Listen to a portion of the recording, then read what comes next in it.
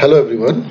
Welcome to this engineering mechanics series in which we are discussing dynamics aspect of the rigid bodies or particles. And in this lecture we will be looking towards what will be the values of particles, so that we have already gone through. One particle we have already gone through. So what will be the values of linear and angular momentums for multiparticle system? So you can assume this as, like for example, if we have a playground. Let's say we will have a football playground, and in this we have 22 people here, 22 people here, so overall 11 11, so overall we have 22 people. So each person, let's consider each person as a particle. So there are many people, 11 here and 11 here, so let's consider each people as a particle. So till now we know that for each particle we will having a concept of linear momentum and angular momentum.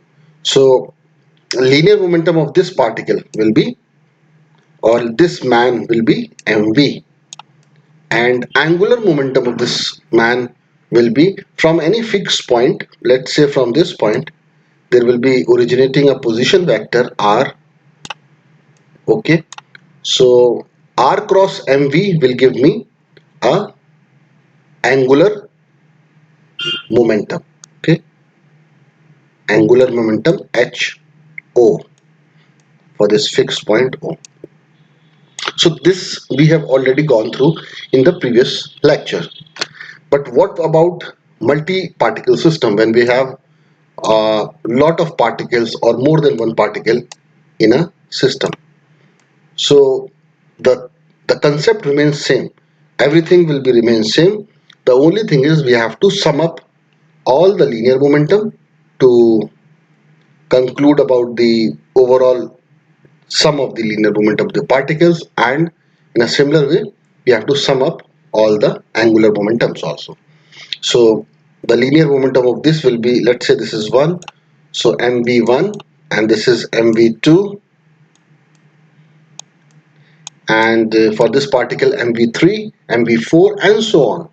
In a similar way the position vector will trace each particle. This is r1, so this will be r2, r3, r4, and so on, and correspondingly we will be having h01, h02, h03, that means angular momentum for each of the particles. So we'll be discussing this concept and how to sum up all of them together in n number of particle system. Further, we will be also looking about a concept of mass center. In a mass center, something very similar happens. Let's say this is a rectangular ground. So the mass center will be, since this is a rectangular, so the diagonals of this will give me a mass center G at this point where the diagonals intersect. So this is a rectangular body. However, for an irregular body, the mass center will be different at maybe some other point. The concept of mass center is important to understand, and this is very simple. You might have seen this concept in day-to-day practical examples. Let's say you have a stick, a wooden stick you have, and you place this long wooden stick in your finger. On your finger you place it and you try to balance this. So if it is trying to follow or falling from this side, you try to place your finger a little here so that it balances. The point where your finger actually balances the stick is called as the mass center of that system. In a similar way, the mass center differs for different bodies, and due to this concept of mass center we'll be able to actually helps to in a weighing balance also. We have a weighing balance and we have a weighing balance placed at this location in such a way so that it balances the two masses. So overall actually it balances the particular system, and it is placed at a point where it actually can balance. So that point is also known as the mass center. The mass center is that point where the reading is known. Reading is actually taken. The reading that both these weights are equal. So that is the mass center where all the mass of the body is assumed to be concentrated. So these two concepts we'll be looking towards, and we'll be seeing about this in a couple of slides. So this we have already discussed. Uh, so let's talk about the overall effective forces for multi-particle system, and let's say this is a particle pi which a force is acted upon, which is force Fi, and it has an internal force also. Whenever there are multiple particle systems in a body, there are internal forces and external forces. Internal forces are the forces between the particles. They may be magnetic force, electronic force, or intermolecular forces. And there are external forces like Fi that is externally applied on a particle. So this is Fij. Fij, that means if one particle is I, another is J, what will be the force exerted from one particle to another particle, from particle I to J? In a similar way, this can be Gi also. What will be the force exerted by particle J on particle I? Okay. So in this way, if you constitute a Newton's second law of motion, so the overall forces constituting of external and internal forces is equals to mass times acceleration. And remember that here I means ith particle. Like in a playground we have I1, oh sorry, A1, MI, M1, A1. That means for one particular person the mass and acceleration. In a similar way, M2, A2, mass and acceleration for another person, then third person, fourth person, and so on. So as such, there will be n number of people, so there will be n particles called as. So this is overall forces, including the external internal forces equals to mass times acceleration. If you multiply this or takes a cross product with respect to a position vector that actually traces that particular ith particle, you will be getting a moment. So Ri cross Fi is equal to this times this equals to Ri cross this. Okay. Now the system of external and internal forces on a particle is equivalent to the overall effective forces on the particle. And what is the effective forces? Mi Ai is the effective force that actually exists on the particle, and this effective force is derived from Newton's second law of motion. So this was the diagram FBD, and this was the KD, kinetic diagram. Okay, particle a force is exerted on the particle with a position vector Ri, and same force actually can be constituted as MiAi, which is the mass times acceleration of the particle. So in a similar way, we will be having more than one particle, and the same will be applicable on each and every one. Then there are, as I said, there will be a concept of summing up of all these particles. That means there are particle 1, particle 2, particle 3. All will be having a force F1, F2, F3. So we will sum up all the external forces, we will sum up all the internal forces, and we will also sum up all the effective forces MiAi. So this is the same Newton's law of motion: internal, external, and effective forces. If you multiply it with the position vector Ri from here, position vector will trace the particle from here. Okay, so if you multiply this, we'll be getting the moment equation. So you can write it in this form, and it is to be noted that The internal forces occur in equal and opposite collinear pairs. So the resultant forces and couples actually do not execute any internal forces on the particle. So usually the internal forces of the particle remain zero. So there are only external forces which is equal to the effective forces. So we have these two equations. Summation of all the forces, these are only external forces, is equals to MIAI.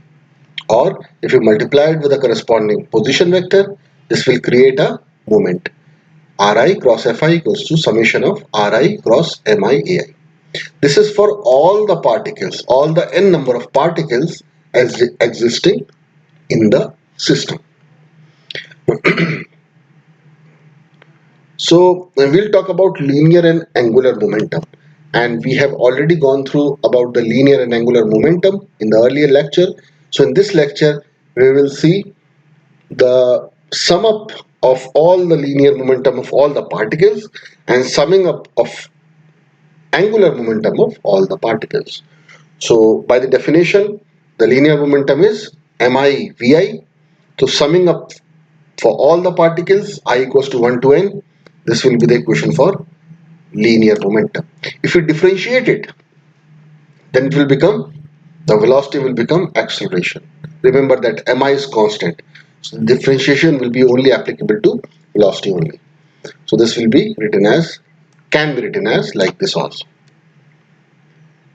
So the resultant of all the forces, especially the external forces, is equal to the rate of change of linear momentum of the system of particle. Why the rate of change? Because this is L dot. L dot means differentiation of linear momentum, and differentiation of linear momentum actually gives you a slope. So that means rate of change. When you differentiate, you give, differentiation actually gives you a rate of change of a system.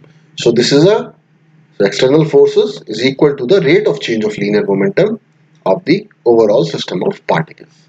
Something very similar goes to angular momentum also. So angular momentum is represented by h, and it is always about some particular fixed point. So from a fixed point O, so Ri cross MIVI, Ri originating from O, the position vector, to sum up all the particles I equals to 1 to n. So this will be the definition for angular momentum for all the particles. However, if we differentiate it with respect to position vector, so what will be getting? Will be differentiation by the cross product. So cross product differentiation will be Ri dot into MIVI. Mi will remain constant, plus now the differentiation cross product will be like this, Ri into MIVI dot. So Vi dot will become an acceleration. So if you look at these two terms, within these two terms, this will be 0. Why?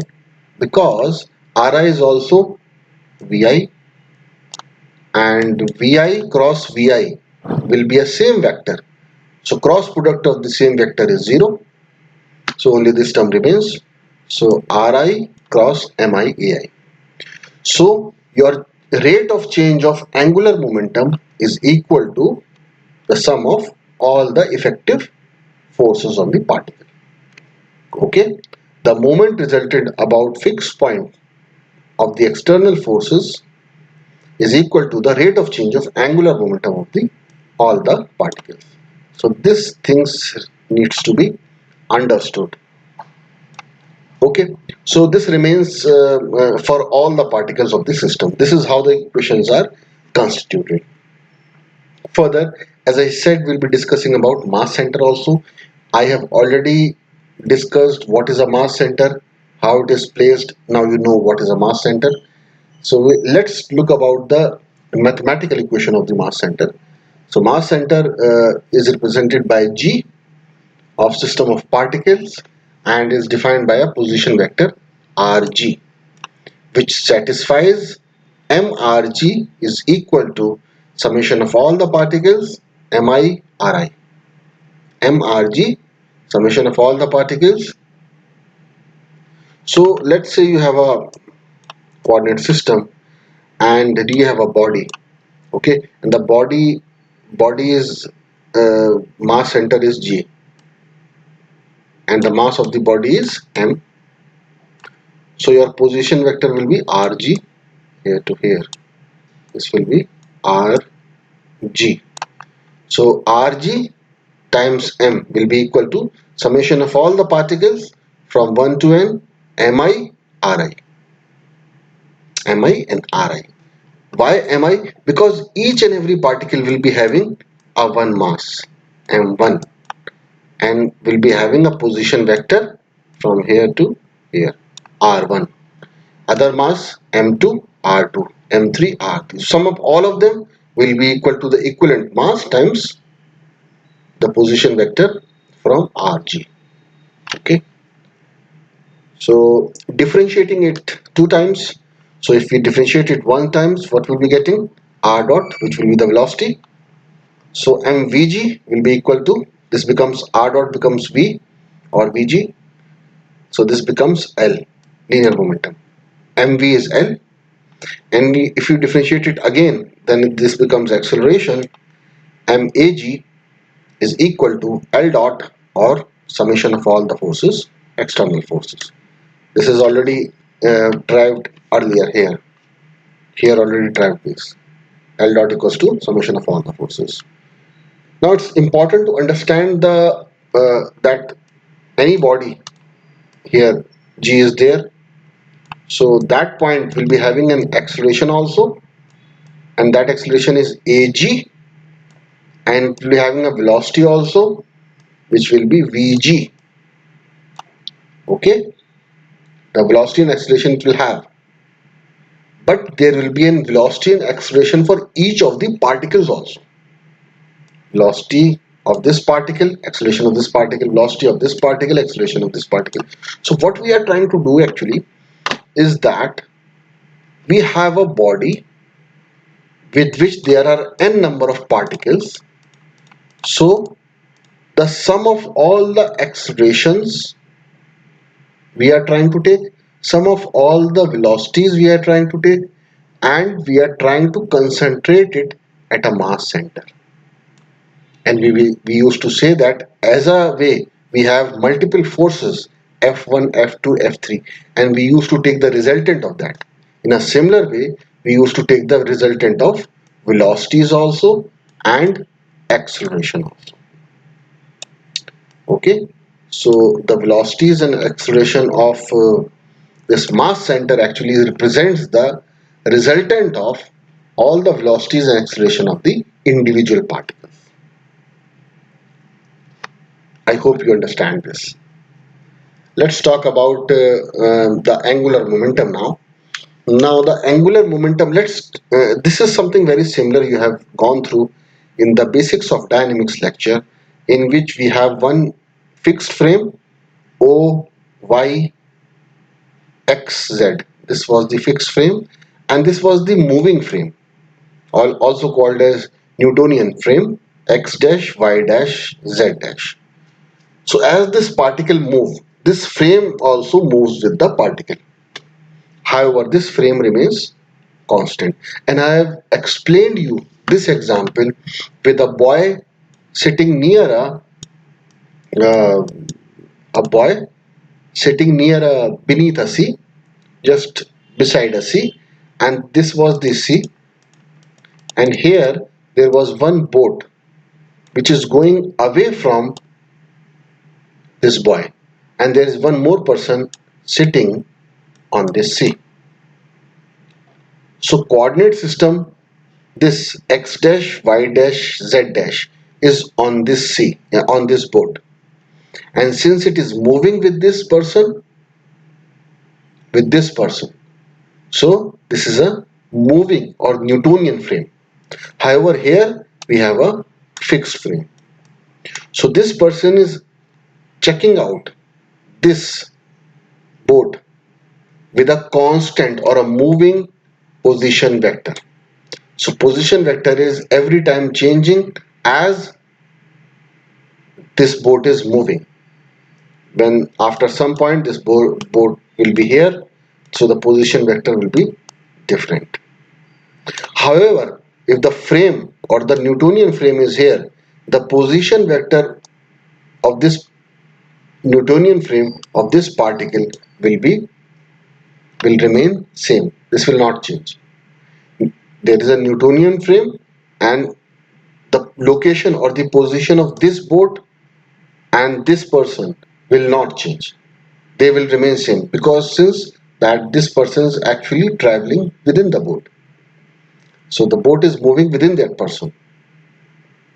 This is something very similar to a bus, and you are traveling in the bus, and there are people who might not be traveling in the bus, they are sitting on the platform. So the people who are sitting on the platform, and they are tracking your bus. So you are in the movement within the bus. So with reference to your movement, the bus is actually not moving. So the position vector will be same even after some movement. However, the position vector and the position of the bus actually keeps changing with the person sitting outside the bus or on the platform. So this is the basic difference between the fixed references and the moving references. Newtonian frame we also called as a centroidal frame. Oh, sorry, this is the centroidal frame, and this is the Newtonian frame. Okay. Now let's talk about this concept. This is important here. AI is the acceleration traced by a particle for a particle, and remember that this is a boat. Okay, this is a boat, and this is one particle on the boat or this person. So AI is the acceleration traced from this. So acceleration is obtained by double differentiating this position vector. So we'll get AI. And what will be AG? AG will be the acceleration obtained from this frame, moving frame, or the centroidal frame. So this is the centroidal or the moving frame. So this is actually R double dash, or R, this is dash R dash double dot. So the acceleration obtained from G will be AG. This is the acceleration obtained from G. And what is AI dash? AI dash is the acceleration of the particle, AI. And this acceleration of the particle will be different for each and every one. For this case, this is A dash 1, and for any other particle this will be A dash 2. For any other particle this will be A dash 3, and so on. However, AG, this remains same, because this AG is the overall acceleration of, in fact, all the particles of this boat. This AG is the overall acceleration of all the particles of the boat. Now how we have created this equation AI equals to AG plus, this is created by the summing up all the three vectors. So one is the vector this Ri double dot, so Ri double dot, there will be one vector, so let's say this will be like this, and another vector AG will be like this, let's say, and this will be the resultant of this. Okay, so this is AI dash, and this will be AG, and this will be AI, sorry, not dash, AI. So AG and AI dash will give you AI. So this is how this equation is obtained. So let's talk about other things.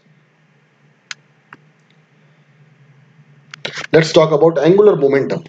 So I would like to rub this, otherwise this will be difficult to visualize and see. Okay, so we'll talk about angular momentum.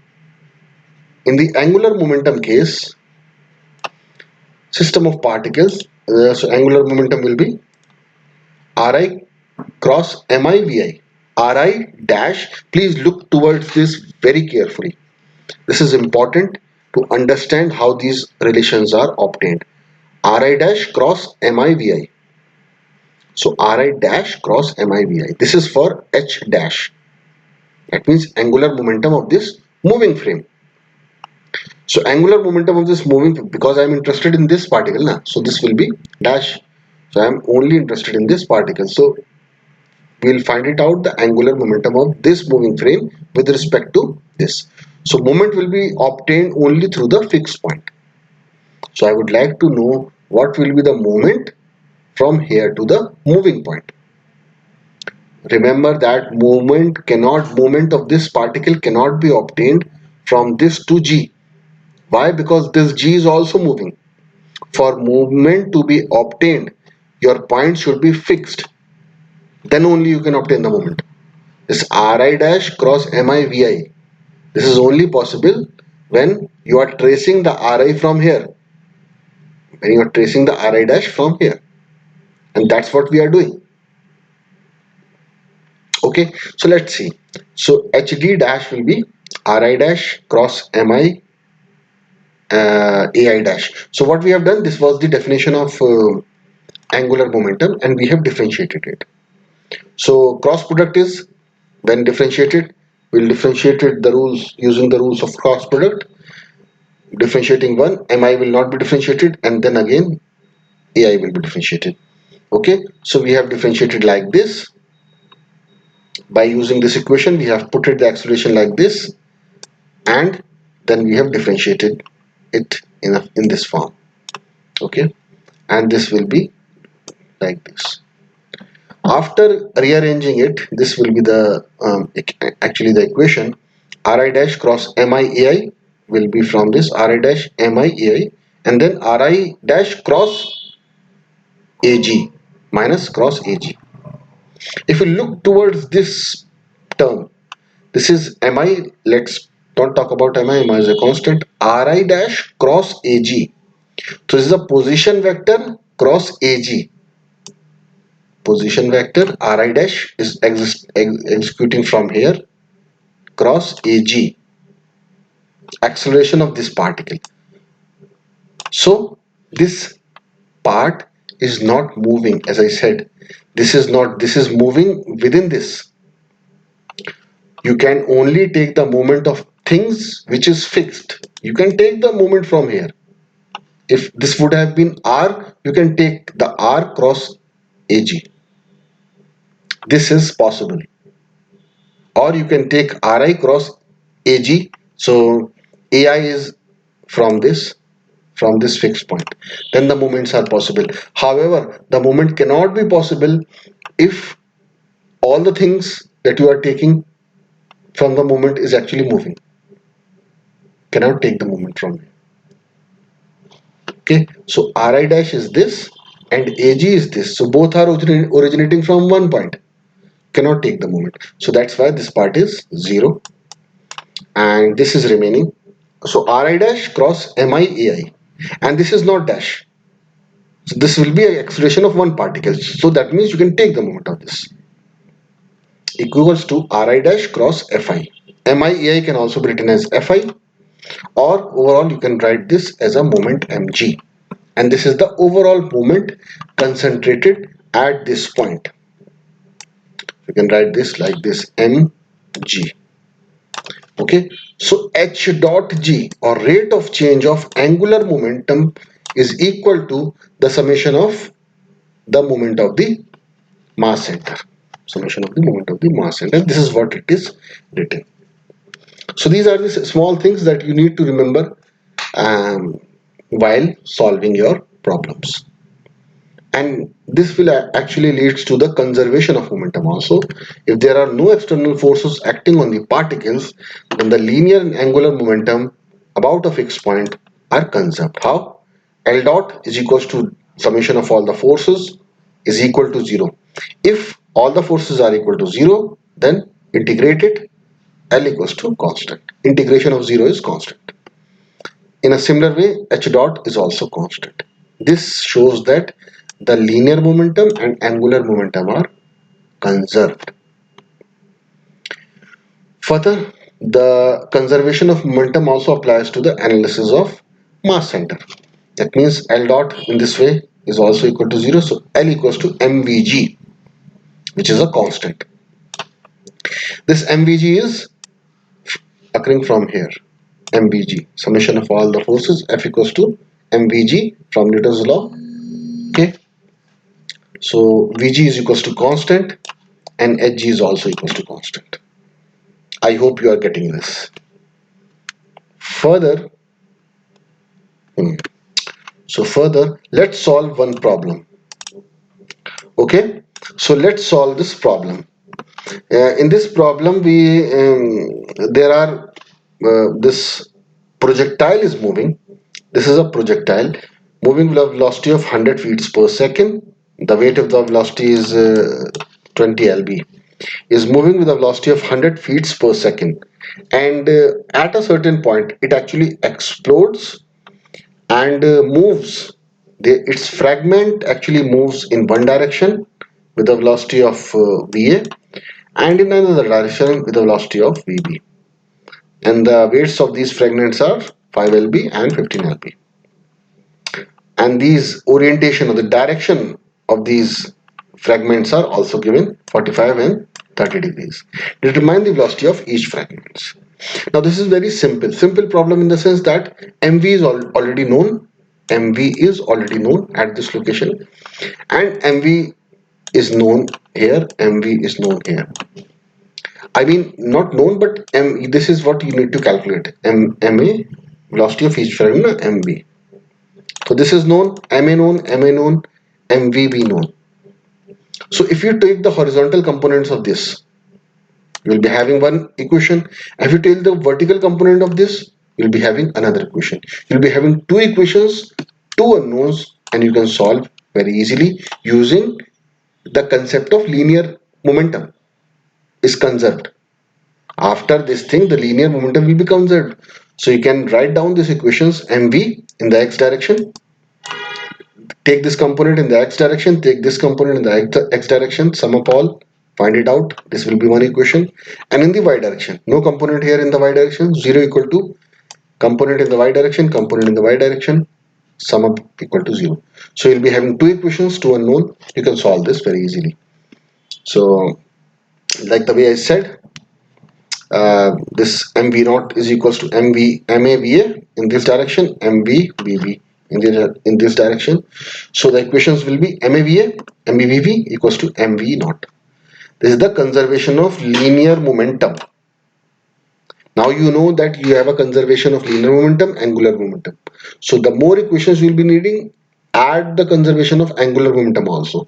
But here you cannot add the conservation of angular momentum equation. Why? Because there is no fixed point. This projectile is in the air, this is in the moving frame. So there is no fixed point. Since there is no fixed point, there is no concept of angular momentum here. There will be no moment. Okay, so just write down this equation, write the values, put the values, solve it for x component, solve it for y component, and you can easily get the velocities va and vb. I hope this is very simple problem and you will be able to understand this. Now remember that the important thing is the concept. Remember that what is required. Required is the velocity for each fragment. That means there are two variables, two unknown variables. That means you need two equations. So here we can easily say that x component will bring us one equation, y component will bring us another equation. Two equations, two unknown can be easily solved. If there are more variables, then we have to somehow add more equations. Like we can take the equations of angular momentum. But as I said, this problem cannot be used to be as a part of angular momentum because there is no fixed point. Cannot take the moments of each of these fragments or balls. Okay, we'll see where we can add the angular momentum. This is another problem, a game of a pool. So in this pool, this is a very popular game in which these are the balls are arranged in one fashion, and you actually use a striker to strike this ball. And what is happening when the ball is struck, though the velocity will move in this direction, The ball will move in this direction, but it will transfer the momentum from this to this, and then this will transfer the momentum from this to this. So this will have one velocity, this will have one velocity.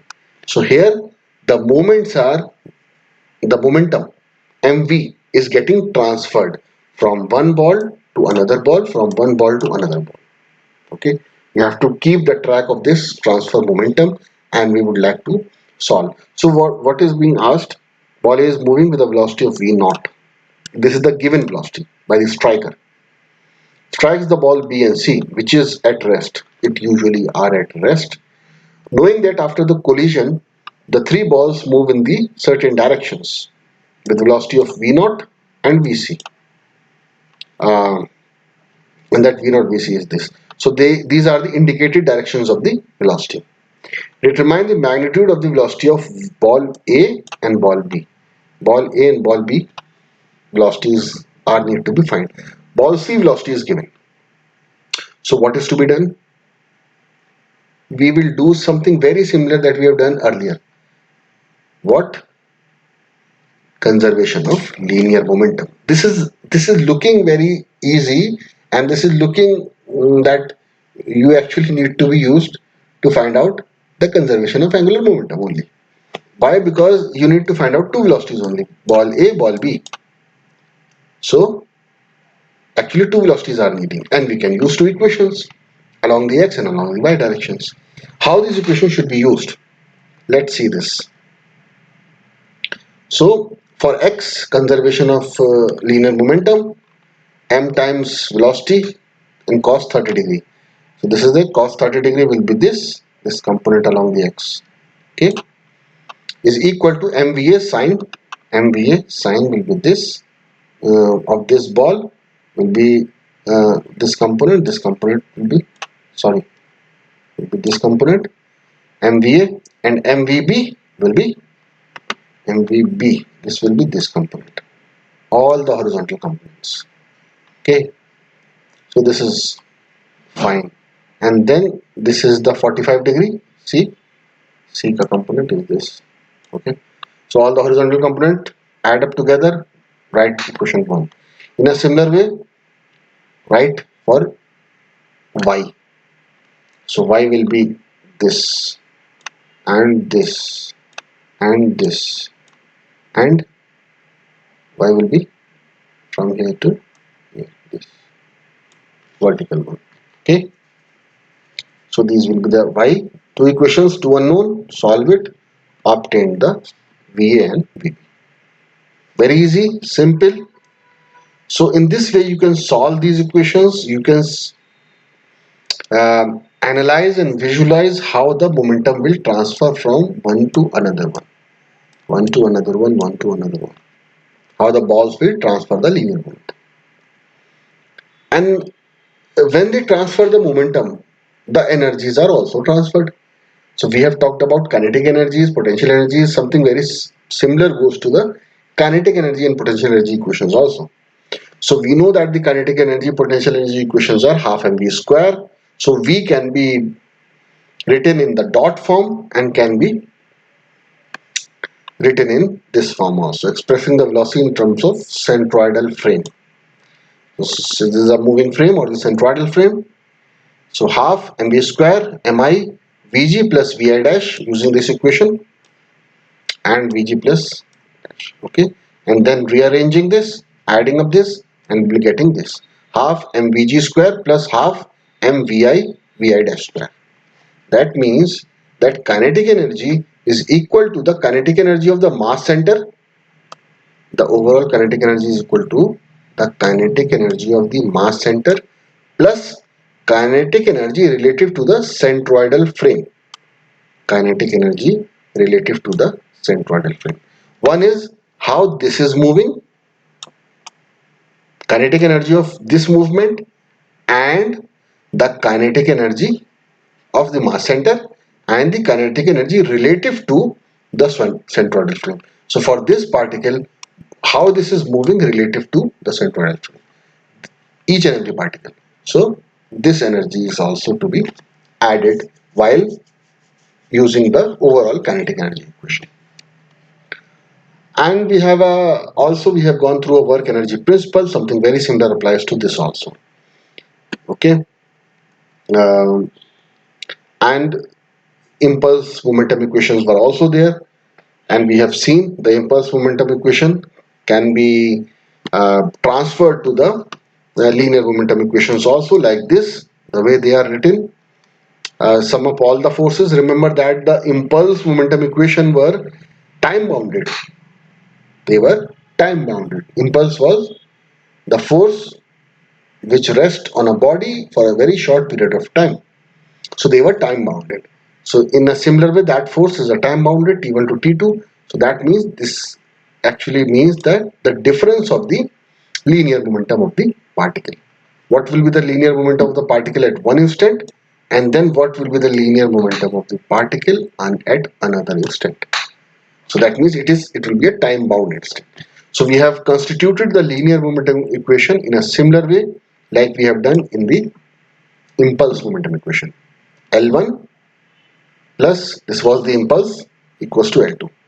So here also this is impulse, but only now we have the linear momentums L1 and L2 here and there. So the linear momentum of the particle L1 plus the impulse force added on it is equal to the overall L2. That means the linear momentum of the particle after the second instance. So this was the first instance, and what will be the overall linear momentum afterwards. So these are something very similar equations that you already know. In a similar way, H, which is the uh, angular momentum, how this is modified. So angular momentum is like this. Do in a similar way and obtain the angular momentum equation like this. Okay. So now you know that the angular momentum and these linear momentum equations can be written like this in a very similar form, like an impulse momentum equation. Okay. We have another problem in which I think this is a very similar problem to what the balls were doing in a pool table. This ball is moving with a velocity of v naught, striking the ball B. Ball A is moving with a velocity of v naught, striking the ball B. Ball B is moving here, and then this ball is going, striking the ball C.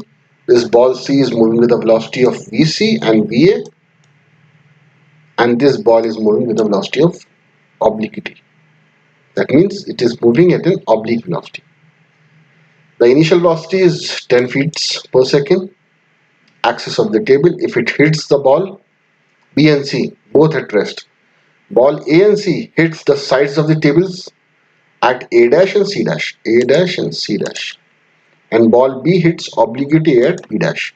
So it is hitting at an angle. So it doesn't matter, we will take the components along this and along this, Vx and Vy, we take like this. Assume perfectly elastic collisions.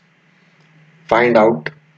What does that mean? Perfectly elastic collisions. That means the linear and angular momentums are conserved.